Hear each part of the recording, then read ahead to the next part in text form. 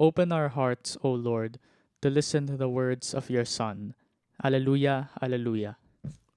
The Lord be with you. And with your Spirit, A proclamation of the Holy Gospel according to Mark. glory to you, O Lord.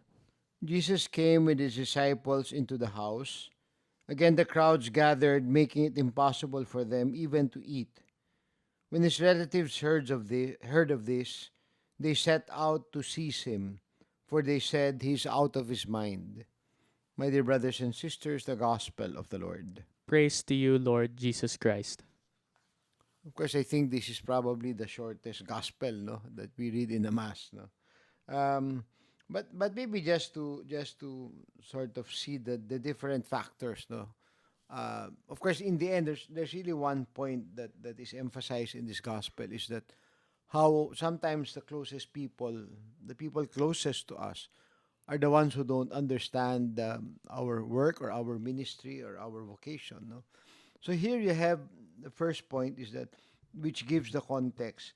You see the growing popularity of Jesus. No, so that would be the context that we will look at. No, and then number two, it's interesting how his own relatives misunderstood him. No, and then the third and final point is, given this misunderstanding with his own relatives and family, so it also highlights to us what true discipleship is all about. No, so first, the popularity of Jesus. When you take a look at the description, no, and remember in not just in the Gospel of Mark and not just in this instance, but in many instances in the different Gospels, you have these crowds following Jesus. No, so he was really a phenomenal rabbi. No, or if you wish to use contemporary language, he went viral. No, so to speak. No, so you see that kind of popularity of the Lord, which led to his family, those closest to him, to think that he is crazy. No, so you realize how his relatives, his own family, misunderstood him, his identity, who he is, and also his mission. No, and here they tried to seize him. No, and in fact they even said, no, he's out of his mind. No, so a total disconnect. No, it was very interesting when I was reading this gospel.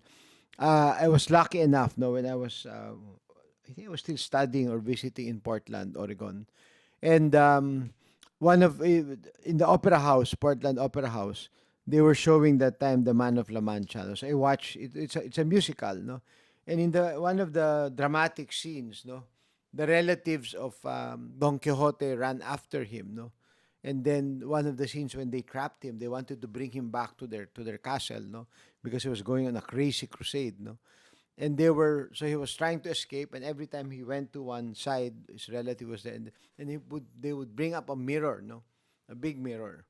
So that was how they portrayed it, no, to show he was crazy, no, and I think we have an experience of that, of how people closest to us in the end are the ones who cannot understand us, no? Because I think part of the reason is that people tend to put us in boxes, so to speak, or preconceived notions, no. So especially as they say, diba, familiarity breeds contempt, no, and this is a very clear case, no. So maybe the second point to reflect on, maybe to ask ourselves, no, if we done this to our own family members, or if it was done to us, well, it'll be good to reflect on it. It's a very common, yes, and natural human phenomenon, no. And then the second or the third last point is that the third and last point is true discipleship, no. That we realize that we become disciples of Christ not because of a sense of entitlement that we're his family, we're close to him.